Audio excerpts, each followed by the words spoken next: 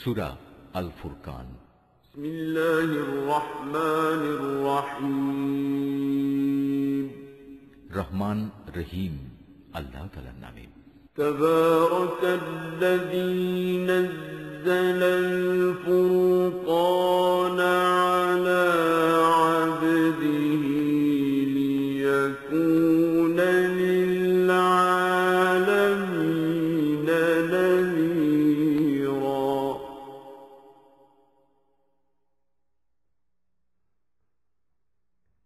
الذي له ملك السماوات والأرض ولم يتخذ ولدا ولم يكن له شريك في الملك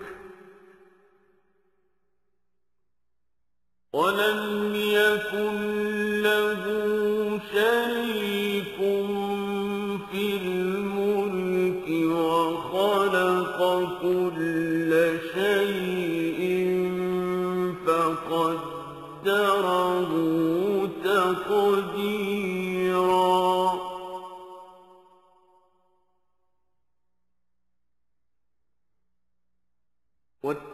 واتخذوا من دونه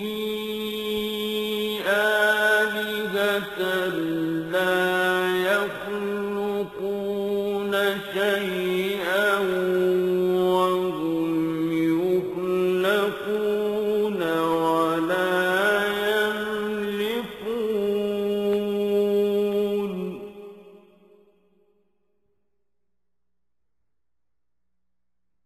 ولا يملكون لأنفسهم ضرا ولا نفعا ولا يملكون موتا ولا حياة ولا نشورا. কত মহান তিনি, যিনি তাঁর বান্দার উপর সত্য মিথ্যার মাঝে পার্থক্যকারী এই ফুরকান নাজিল করেছেন, যাতে করে সে ব্যক্তি এর দ্বারা সৃষ্টিকুলের জন্য সতর্ককারী হতে পারে। তিনি এমন সত্তা, তার জন্য রয়েছে আসমান সমূহ ও জমিনের সার্বভৌমত্ব। তিনি কখনো কাউকে নিজের সন্তান বলে গ্রহণ করেননি, না তার এ সার্বভৌমত্বে অন্য কারো কোনো শরিকানা আছে। তিনি প্রতিটি বস্তু পয়দা করেছেন এবং তিনি তার সৃষ্টির জন্য আলাদা আলাদা পরিমাপ নির্ধারণ করেছেন। এ সত্ত্বেও এ মুশরিক লোকেরা তাকে বাদ দিয়ে এমন কিছুকে মাবুদ বানিয়ে নিয়েছে যারা কিছুই সৃষ্টি করতে পারে না, বরং তাদেরই সৃষ্টি করা হয়েছে। সত্য কথা হচ্ছে, তারা যেমন নিজেরা নিজেদের ক্ষতি করতে সক্ষম নয়, তেমনি নিজেরা নিজেদের কোনো উপকারও করতে সক্ষম নয়। তারা কাউকে মৃত্যু দিতে পারে না, কাউকে জীবনও দিতে পারে না, তেমনি পারে না কেউ একবার মরে গেলে তাকে পুনরায় উঠিয়ে আনতে। وقال الذين كفروا إن هذا إلا إفك افتراه وأعانه عليه قوم آخرون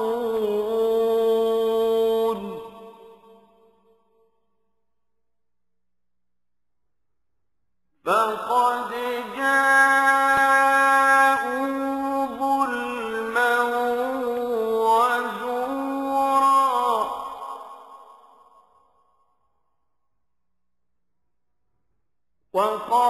وقالوا أساطير الأولين اكتتبها فهي تملى عليه بكرة وأصيلا.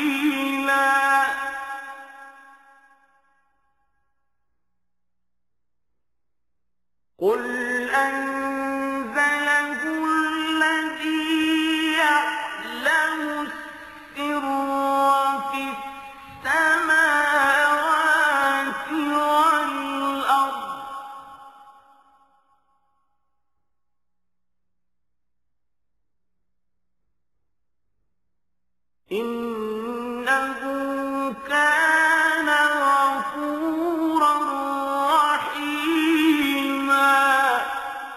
যারা আল্লাহ তাআলাকে অবিশ্বাস করে তারা এই কোরআন সম্পর্কে বলে, এ তো মিথ্যা ছাড়া আর কিছুই নয়, যা এ ব্যক্তি নিজে থেকে বানিয়ে নিয়েছে এবং অন্য জাতির লোকেরা তাকে এই ব্যাপারে সাহায্য করেছে।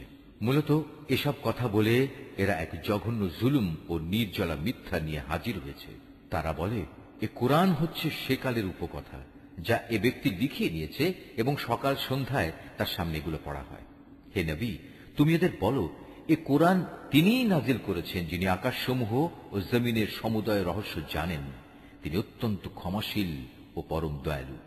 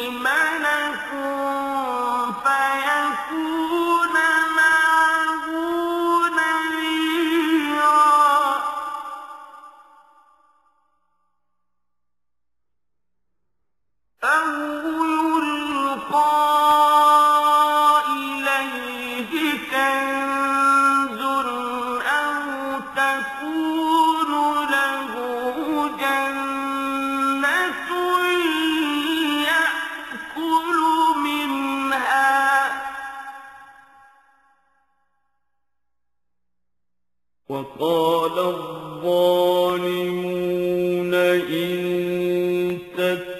تتبعون إلا رجلا مسحورا। ওরা বলে, এ আবার কেমন ধরনের রাসূল যে আমাদের মতো করে খাবার খায় এবং আমাদের মতোই হাটে বাজারে চলাফেরা করে? কেন তার কাছে কোনো ফেরেশতা নাজিল করা হলো না যে তার সাথে আযাবের সতর্ককারী হয়ে থাকত? কিংবা গায়েব থেকে তার কাছে কোনো ধনভাণ্ডার এসে পড়ল না কেন? অথবা কমপক্ষে তার কাছে একটি বাগানই না হয় থাকত, যা থেকে সে খাবার সংগ্রহ করে খেত?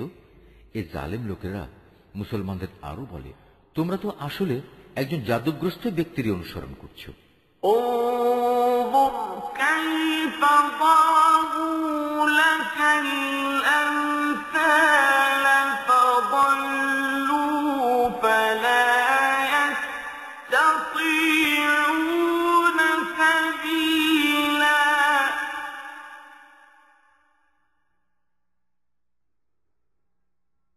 تبارك الذي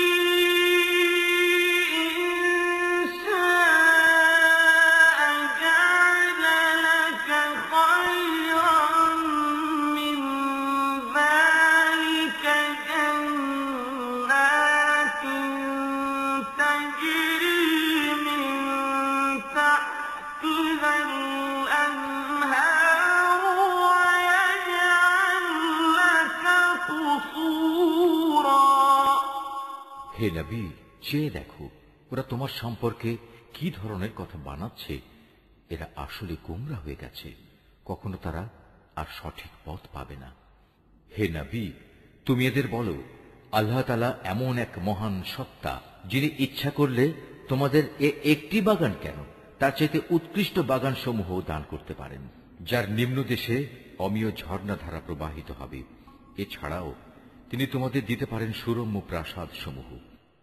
بل كذبوا بالساعة وأعتدنا لمن كذب بالساعة سعيرا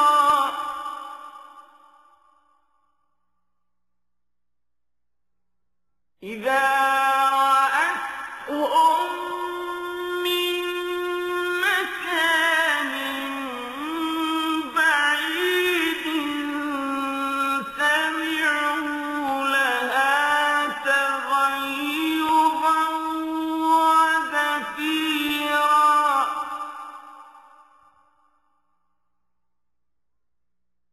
وإذا ألقوا منها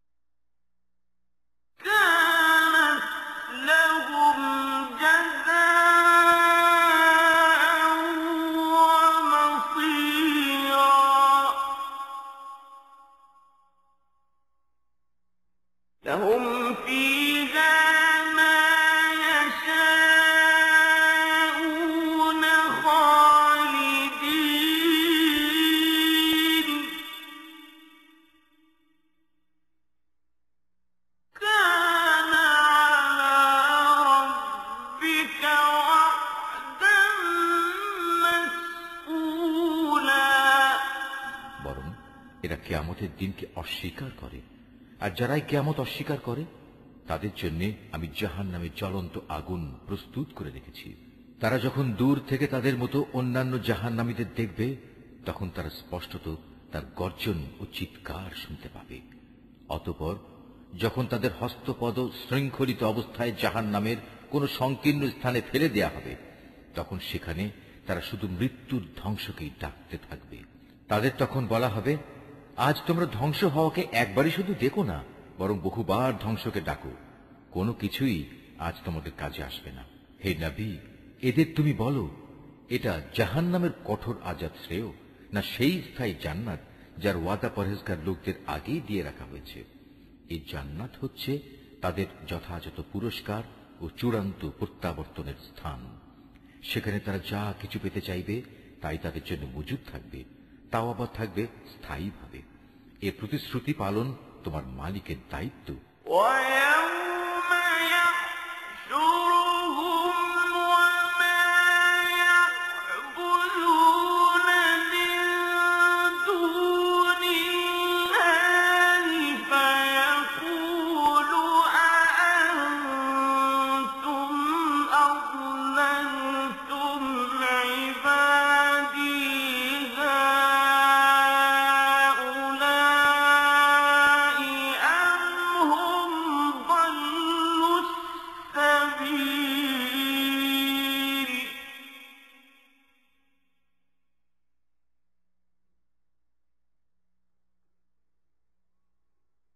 قالوا سبحانك ما كان ينبغي لنا أن نتخذ من دونك من أولياء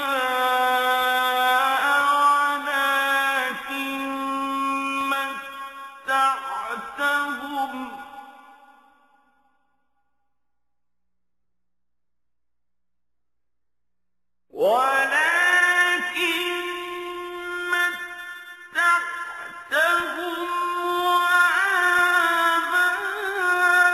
وآباءهم حتى نسوا الذكر وكانوا قوما بورا যেদিন তিনি এ মুশরিক ব্যক্তিদের এবং তাদের মাবুদদের, যাদের এরা আল্লাহর বদলে ইবাদত করত, সবাইকে একত্রিত করবেন। অতঃপর তিনি সে মাবুদদের জিজ্ঞেস করবেন, তোমরাই কি আমার এ বান্দাদের গোমরা করেছ, না তারা নিজেরাই বিচ্যুত হয়ে গেছে?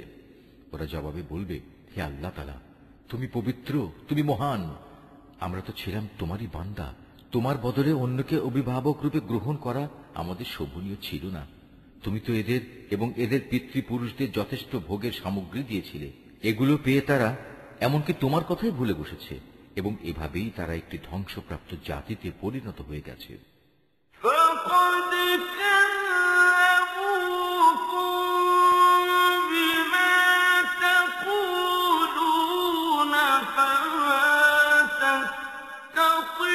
تستطيعون صرفا ولا نصرا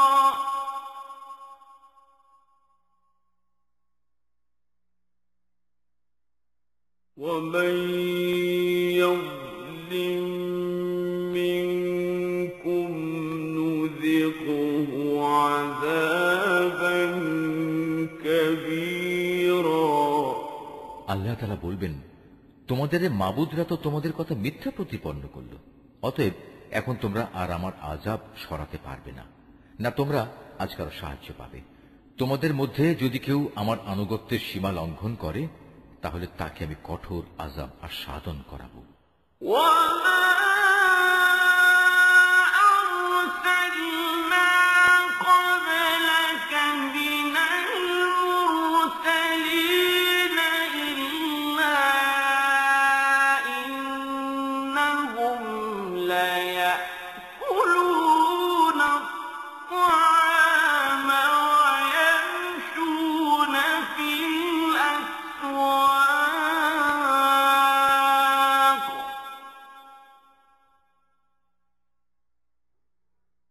وجعلنا بعضكم لبعض فتنة أتصبرون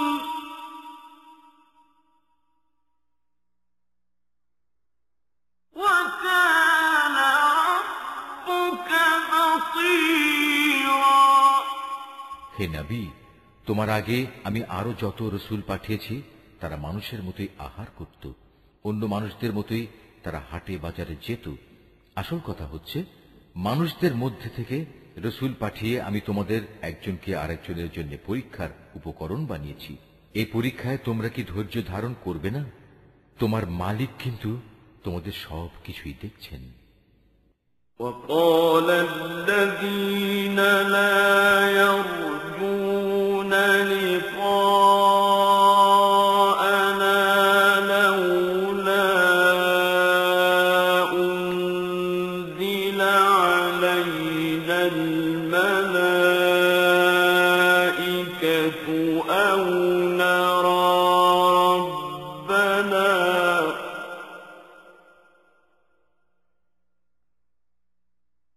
لقد استكبروا في أنفسهم وعتوا عتوا كبيرا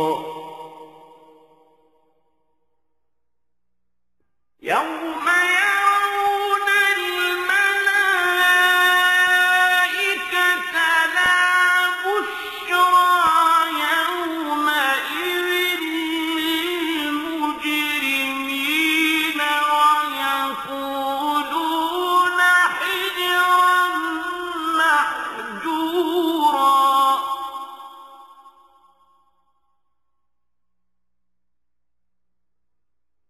وقدمنا إلى ما عملوا من عمل فجعلناه هباء منثورا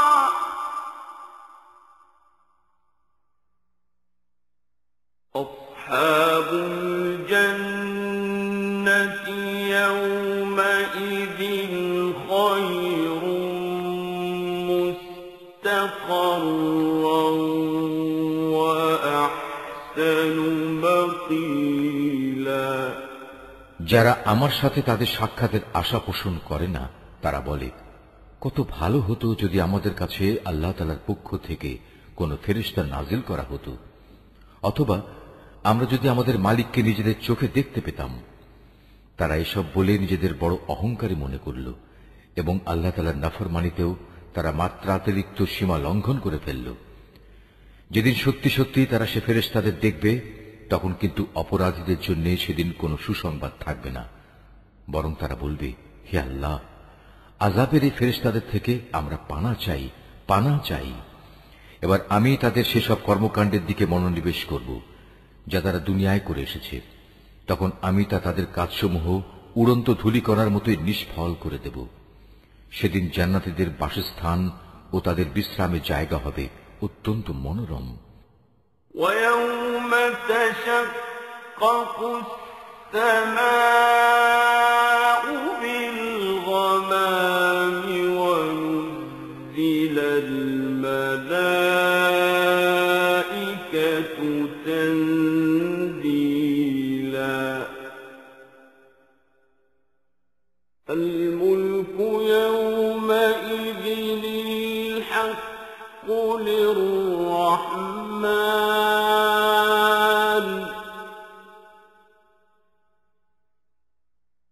وكان يوما على الكافرين عسيرا হে মানুষ, তোমরা সেদিনকে ভয় করো যেদিন আসমান তার মেঘমালা নিয়ে ফেটে পড়বে আর তারই মাঝ দিয়ে দলে দলে ফেরেশতারা জমিনে নেমে আসবে। সেদিন চূড়ান্ত বাদশাহী হবে দয়াময় আল্লাহ তাআলার জন্য। যারা অস্বীকার করেছে তাদের উপর সেদিনটি হবে বড়ই কঠিন।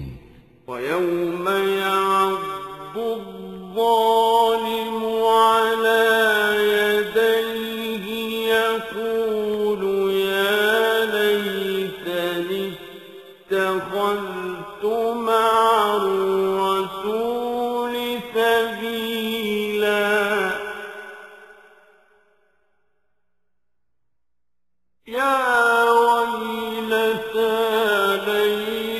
أنني لم أتخذ فلانا خليلا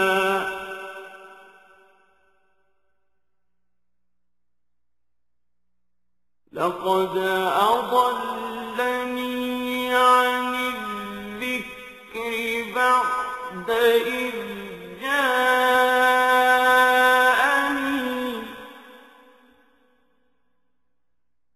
وكان الشيطان للإنسان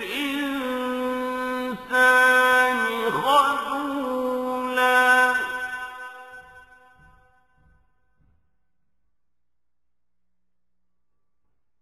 وقال الرسول يا رب إن قومي اتخذوا هذا القرآن مهجورا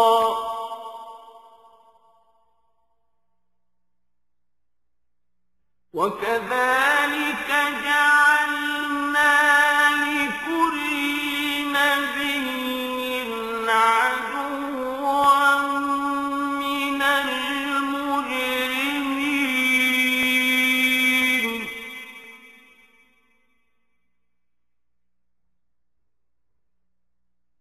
وكفى بربك هاديا ونصيرا সেদিন জালেম ব্যক্তি ক্ষোভে দুঃখে নিজের হাত দুটো দংশন করতে করতে বলবে, হায়, আমরা যদি দুনিয়ায় রসুলের সাথে দিনের পথ অবলম্বন করতাম। দুর্ভাগ্য আমার, আমি যদি অমুককে নিজের বন্ধু না বানাতাম। আমার কাছে দিনের উপদেশ আসার পর সে তা থেকে আমাকে বিচ্যুত করে দিয়েছিল। আর শয়তান তো হামেশাই মানুষকে বিপদের সময় একলা ফেলে কেটে পড়ে। সেদিন রসুল বলবে, হে মালিক, অবশ্যই আমার জাতি কোরআনকে একটি পরিত্যাজ্য বিষয় মনে করেছিল। হে নবী, এভাবেই আমি প্রত্যেক যুগের অপরাধীদের প্রত্যেক নবীর দুশমন বানিয়ে থাকি। অতএব তুমি মনক্ষুণ্ণ হও না। তোমার পথ প্রদর্শন ও সাহায্য করার জন্য তোমার মালিকই যথেষ্ট। وقال الذين كفروا لولا نزل عليه القرآن جملة واحدة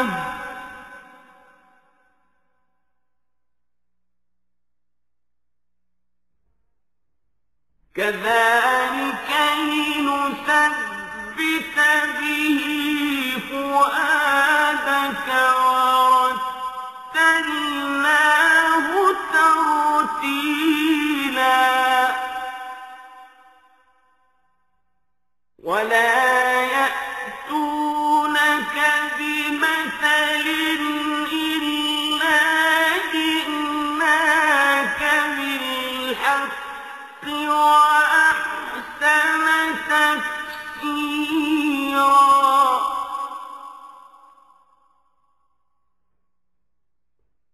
الذين يحشرون على وجوههم إلى جهنم أولئك شر مكانا وأضل سبيلا যারা কোরআন অস্বীকার করে তারা বলে, আচ্ছা, পুরো কোরআনটা তার উপর একবারে নাজিল হল না কেন? আসলে কোরআন তো এভাবেই নাজিল হওয়া উচিত ছিল, যাতে করে এ ওহী দ্বারা আমি তোমার অন্তরকে মজবুত করে দিতে পারি। এ কারণেই আমি একে থেমে থেমে নাজিল করেছি। তাছাড়া ওরা তোমার কাছে যে কোনো ধরনের বিষয় ও সমস্যা নিয়েই আসুক না কেন, আমি সাথে সাথেই তোমার কাছে এর একটা যথার্থ সমাধান এনে হাজির করতে পারি এবং প্রয়োজনে তার একটা সুন্দর ব্যাখ্যাও বলে দিতে পারি। এরা হচ্ছে সেসব লোক যাদের কিয়ামতের দিন মুখের উপর ভর দিয়ে জাহান্নামের সামনে জড়ো করা হবে। ওদের সে স্থানটি হবে অতি নিকৃষ্ট, আর ওরা নিজেরাও হবে অতিশয় পথভ্রষ্ট। ولقد آتينا موسى الكتاب وجعلنا معه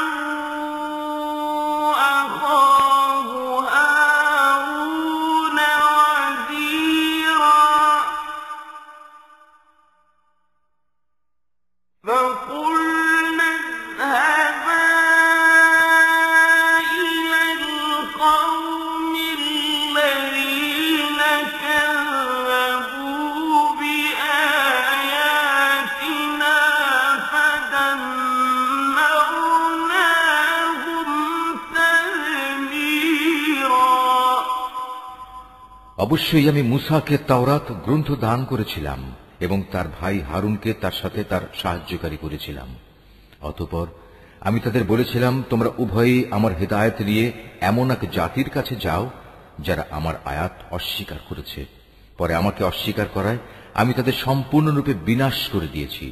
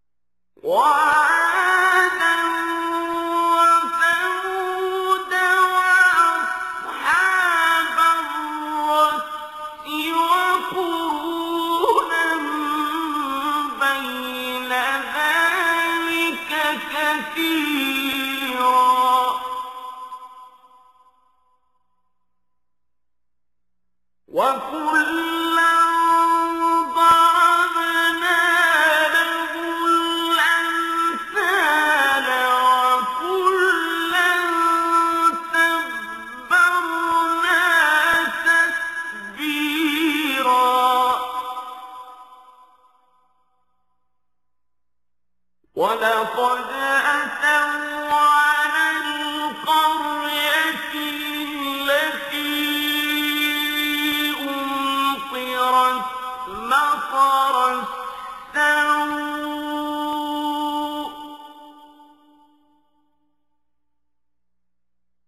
أفلم يكونوا يرونها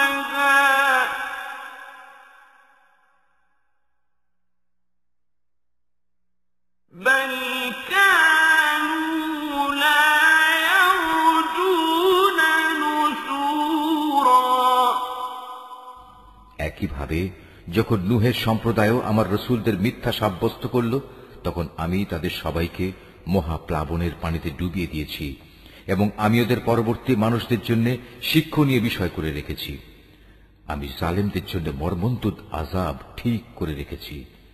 একই নিয়মে আমি ধ্বংস করে দিয়েছি আদ, সামুদ ও রাসের অধিবাসীদের এবং তাদের অন্তর্বর্তীকালীন আরো বহু সম্প্রদায়কেও। তাদের প্রত্যেকের কাছেই আমি আগের ধ্বংসপ্রাপ্ত জাতিসমূহের নিদর্শনসমূহ উপস্থাপন করেছি, যা দিয়ে আমি তাদের সতর্ক করেছিলাম। কিন্তু কেউই যখন সতর্কবাণী শুনল না, তখন আমি তাদের সবাইকে চূড়ান্তভাবে নির্মূল করে দিয়েছি। এরা তো সে জনপদ দিয়েই নিত্য আসা যাওয়া করে, যার উপর আযাবের বৃষ্টি বর্ষণ করা হয়েছিল।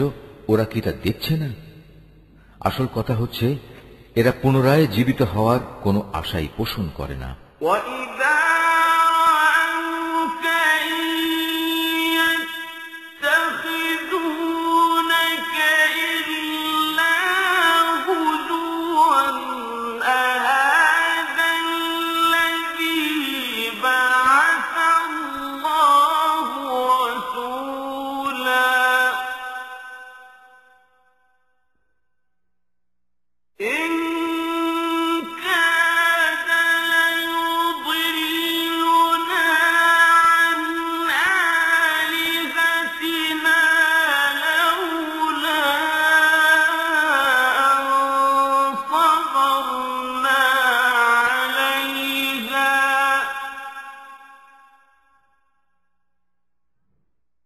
وسوف يعلمون حين يرون العذاب من أضل سبيلا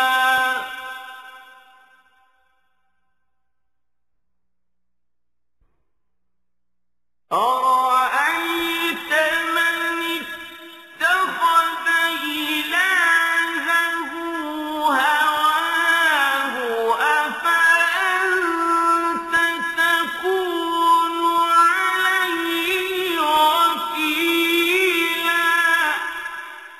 হে নবী, এরা যখন তোমাকে দেখে তখন তোমাকে কেবল ঠাট্টা বিদ্রুপের পাত্র রূপেই গণ্য করে বলে, এ কি সে লোক যাকে আল্লাহ তাআলা রসুল করে পাঠিয়েছেন?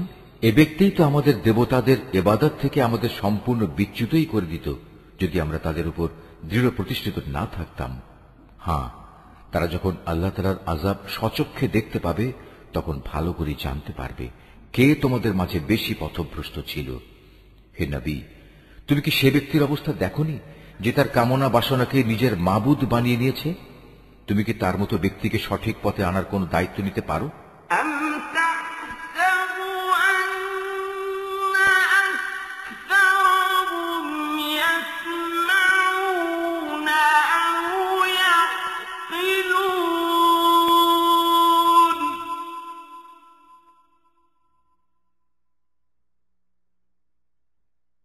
إن هم إلا كالأنعام بل هم أضل سبيلا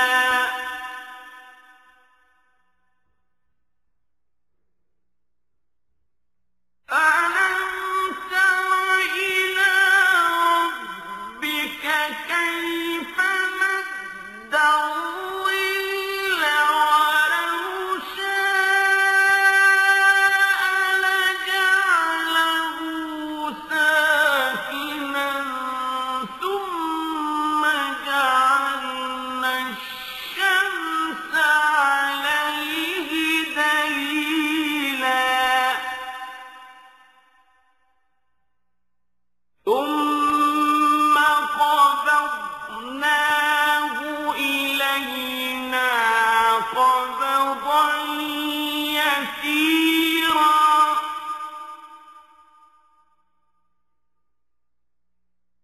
وهو الذي جعلكم الليل لباسا والنوم سباتا وجعل النهار نشورا হে নবী, তুমি কি সত্যি মনে করো তাদের অধিকাংশ লোক তোমার কথা শোনে কিংবা এর মর্ম বোঝে? আসলে ওরা হচ্ছে পশুর মতো, বরং কোনো কোনো ক্ষেত্রে তারা আরো বেশি বিভ্রান্ত। হে নবী, তুমি কি তোমার মালিকের কুদরতের দিকে তাকিয়ে দেখো না কিভাবে তিনি ছায়াকে সর্বত্র বিস্তার করে রেখেছেন? তিনি ইচ্ছা করলে তা তো একই স্থানে স্থায়ী করে রাখতে পারতেন। অতঃপর আমি কিন্তু সূর্যকে তার উপর একটি স্থায়ী নির্ঘণ্ট বানিয়ে রেখেছি। পরে আমি ধীরে ধীরে তাকে আমার দিকে গুটিয়ে আনব।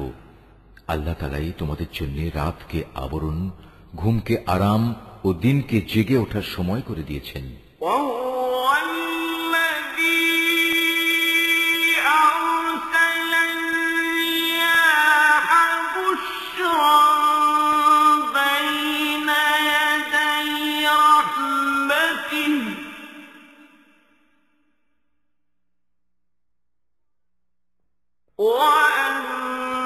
وأنزلنا من السماء ماء طهورا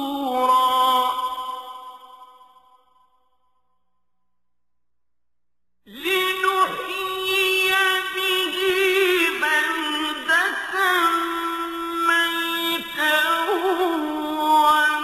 ونسقيه مما خلقنا أنعاما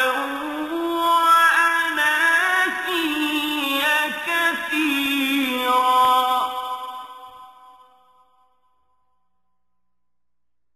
ولقد صرفناه بينهم ليذكروا فأبى أكثر الناس إلا كفورا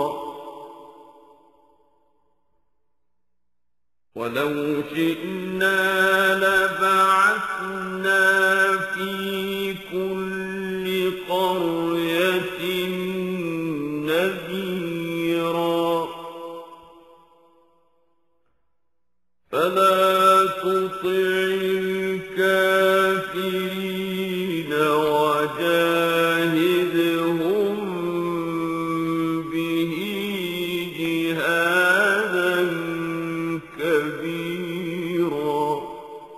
তিনি তার বৃষ্টিরূপী রহমতের আগে সুসংবাদবাহী বায়ু প্রেরণ করেন, অতঃপর আসমান থেকে তার মাধ্যমে বিশুদ্ধ পানি বর্ষণ করেন, যেন তা দিয়ে তিনি মৃত ভূখণ্ডে জীবনের সঞ্চার করতে পারেন এবং তা দিয়ে তার সৃষ্ট অসংখ্য জীবজন্তু ও মানুষের পিপাসা নিবারণ করতে পারেন।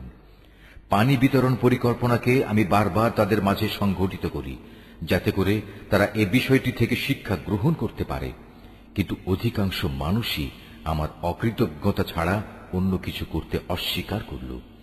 আমি ইচ্ছা করলে প্রতিটি জনপদে এক একজন সতর্ককারী পাঠাতে পারতাম। অতএব তুমি কাফেরদের এই অভিযোগের পেছনে পড়ো না, তুমি এ কোরআন দিয়ে তাদের প্রচন্ড মোকাবেলা করো।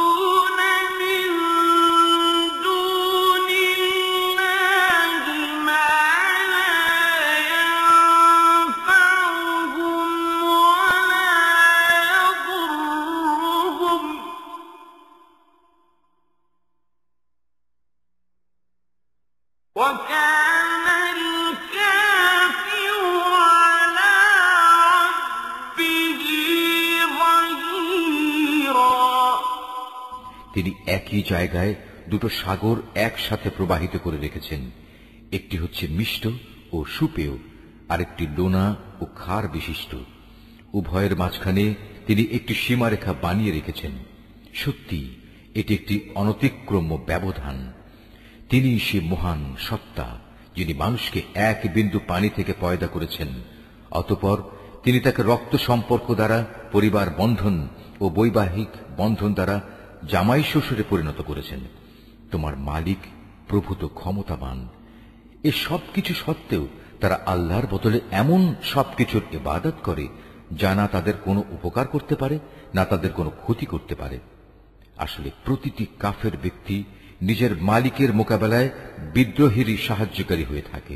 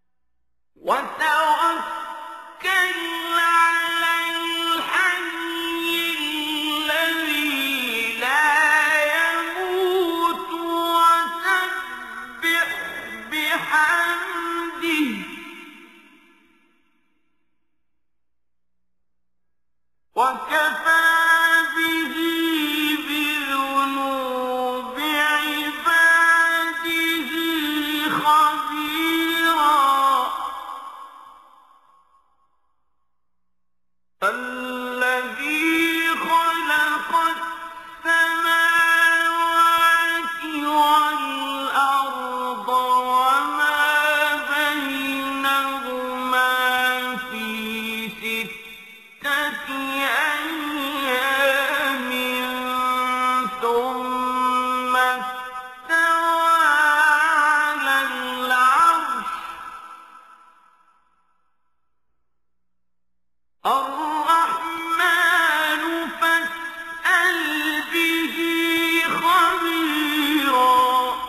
হে নবী, আমি তো তোমাকে কেবল জান্নাতের সুসংবাদ দাতা ও জাহান্নামের সতর্ককারী রূপেই পাঠিয়েছি। তুমি এদের বলো, আমি তো তোমাদের কাছ থেকে এজন্য কোনো পারিশ্রমিক দাবি করছি না। হ্যাঁ, আমি চাই তোমাদের প্রতিটি ব্যক্তি যেন তার মালিক পর্যন্ত পৌঁছার সঠিক রাস্তা অবলম্বন করে। হে নবী, তুমি সেই চিরঞ্জীব সত্তার উপর নির্ভর করো যার মৃত্যু নেই। তুমি তাঁরই সপ্রশংস পবিত্রতা ও মহিমা ঘোষণা করো। তিনি তার বান্দাদের গুনাহ খাতা সম্পর্কে সম্যক ওয়াকিবহাল। তিনি মহান আল্লাহ তাআলা, যিনি আকাশমণ্ডলী, পৃথিবী ও ওদের মধ্যবর্তী সমস্ত কিছু 6 দিনে সৃষ্টি করেছেন। অতঃপর তিনি তার আরশে সমাসীন হন। তিনি অতি দয়াবান আল্লাহ। তার মর্যাদা সম্পর্কে সে লোককে তুমি জিজ্ঞেস করো যে এ সম্পর্কে অবগত আছে। এই আয়াতটি যিনি তেলাওয়াত করবেন এবং যিনি এই আয়াতটির তেলাওয়াত শুনবেন, তাদের সবাইকে এখানে একটি সাজদা আদায় করতে হবে। এটা ওয়াজিব। وَإِذَا قِيلَ لَهُمُ اسْجُدُوا لِلرَّحْمَنِ قَالُوا وَمَا الرَّحْمَنُ أَنَسْجُدُ لِمَا تَأْمُرُنَا وَزَادَهُمْ نُفُورًا। যখন ওদের বলা হয় তোমরা দয়াময় আল্লাহ তাআলার প্রতি সাজদা বনত হও, তখন তারা বলে, দয়াময় আল্লাহ আবার কে? যাকেই তুমি সিজদা করতে বলবে তাকেই কি আমরা সিজদা করব? বস্তুত তোমার এই আহ্বান তাদের বিদ্বেষ বরং আরো বাড়িয়ে দিয়েছে। তাবারাকাল্লাযী জা'আলা ফিস-সামাঈ বুরুজান ওয়া জা'আলা ফীহা সিরাজান ওয়া কমারান মুনীরা।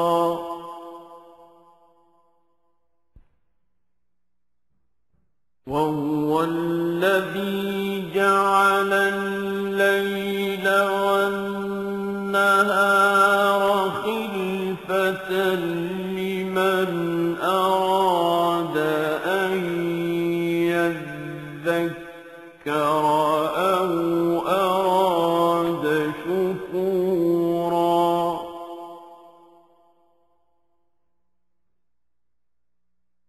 وعباد الرحمن الذين يمشون على الأرض هونا وإذا خاطبهم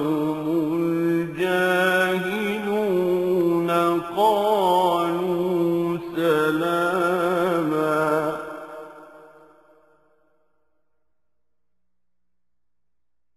والذين يبيتون لربهم سجدا وقياما.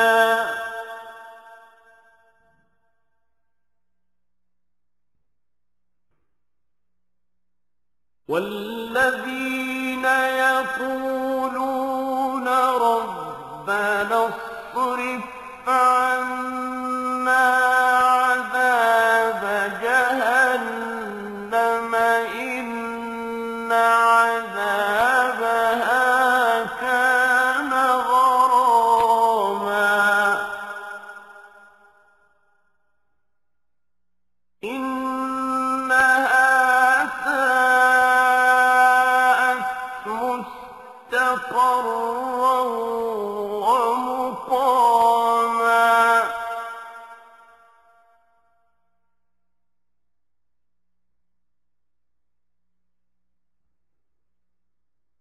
والذين إذا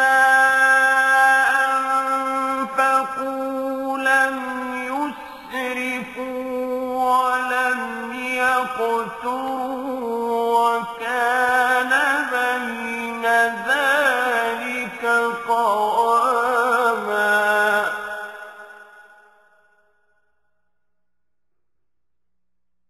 والذين لا يدعون مع الله إلها يقتلون النفس التي حرم الله إلا بالحق ولا يزنون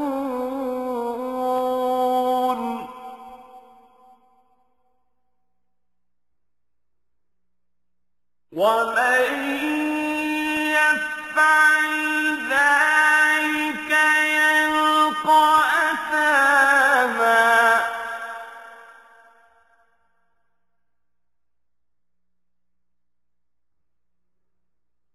يضاعف له العذاب يوم القيامة ويخلد فيه مهانا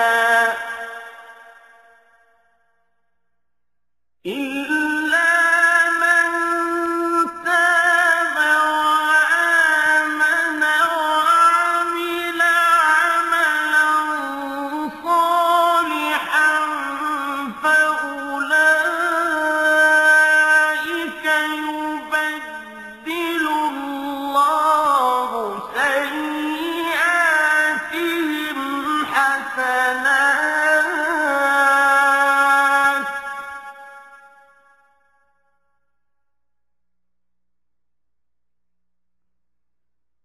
وكان الله غفورا رحيما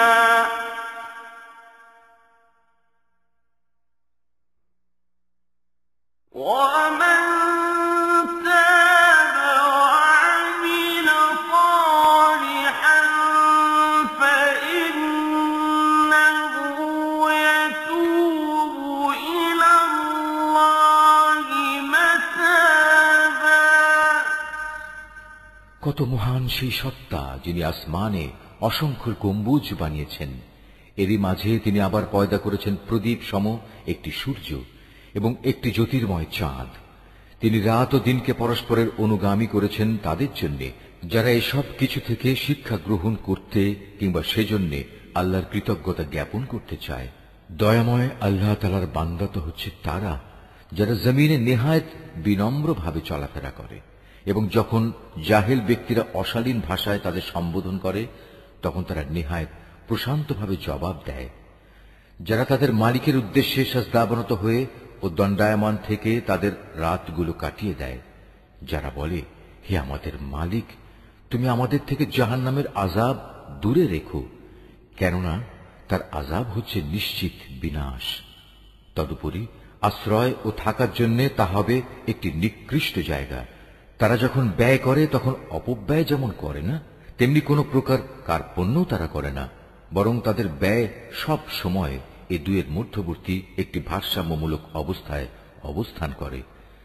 যারা আল্লাহ তাআলার সাথে অন্য কোনো মাবুদকে ডাকে না, যথার্থ কারণ ব্যতি রেখে যাকে হত্যা করতে আল্লাহ তাআলা নিষেধ করেছেন তাকে যারা হত্যা করে না, উপরন্তু যারা ব্যভিচার করে না, যে ব্যক্তি এসব অপরাধ করবে সে তার গুনাহের শাস্তি ভোগ করবে। কিয়ামতের দিন তার জন্য এ শাস্তি আরো বাড়িয়ে দেয়া হবে, সেখানে সে অপমানিত হয়ে চিরকাল পড়ে থাকবে। কিন্তু যারা এসব থেকে তওবা করেছে, আল্লাহর উপর ঈমান এনেছে এবং নেক আমল করেছে, আল্লাহ তাআলা এমন সব লোকদের পেছনের গুনাহসমূহ তাদের নেক আমল দ্বারা বদলে দেবেন। আল্লাহ তাআলা ক্ষমাশীল ও পরম দয়ালু। যে ব্যক্তি তওবা করে এবং নেক আমল করে সে এর দ্বারা সম্পূর্ণত আল্লাহ অভিমুখী হয়ে পড়ে। والذين لا يشهدون الزور وإذا مروا باللغو مروا كراما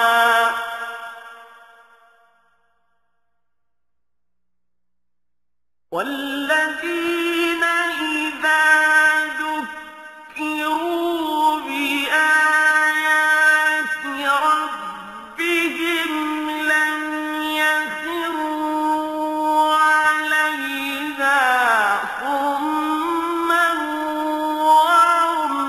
وعميانا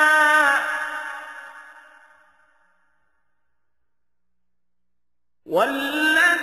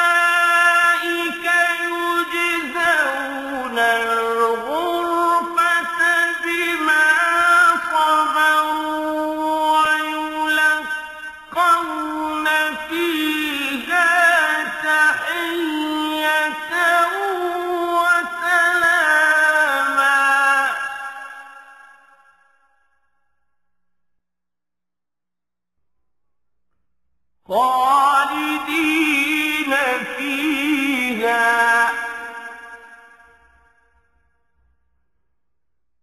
حسنت مستقرا ومقاما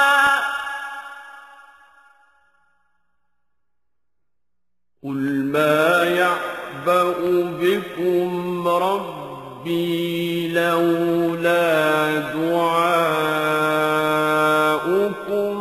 فقد كذبتم فسوف يكون لزاما দয়াময় আল্লাহ তাআলার নেক বান্দা তারাও যারা মিথ্যা সাক্ষ্য দেয় না।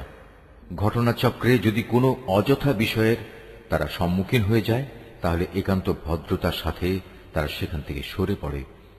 এরা হচ্ছে এমন কিছু লোক, তাদের কাছে যখন তাদের মালিকের কোনো আয়াত পড়ে কোনো কিছু স্মরণ করানো হয় তখন তারা তার উপর অন্ধ ও বধির হয়ে দাঁড়িয়ে থাকে না, যারা বলে, হে আমাদের মালিক, তুমি আমাদের স্বামী, স্ত্রী ও সন্তান সন্ততিদের থেকে আমাদের জন্য চোখের শীতলতা দান করো, উপরন্তু তুমি আমাদের পরহেজগার লোকদের ইমাম বানিয়ে দাও। এরাই হচ্ছে সেসব লোক, তাদের কঠোর ধৈর্যের বিনিময় স্বরূপ যাদের সুরম্য বালাখানা দেয়া হবে, ফেরেশতাদের পক্ষ থেকে তাদের সম্মানজনক অভিবাদন ও সালাম সহ অভ্যর্থনা জানানো হবে। সেখানে তারা চিরকাল থাকবে। কত উৎকৃষ্ট সে জায়গা আশ্রয় নেওয়ার জন্য, কত সুন্দর সে জায়গা থাকার জন্য। হে নবী, তুমি এদের বলো, তোমরা যদি তাকে না ডাকো তবু আমার মালিক তোমাদের মোটেই পরোয়া করবেন না। যদি তোমরা তাকে ডাকো তবে তা তোমাদেরই কল্যাণ বয়ে আনবে, কিন্তু তোমরা তো তাকে অস্বীকার করেছ, তাই অচিরেই এটা তোমাদের জন্য কাল হয়ে দেখা দেবে।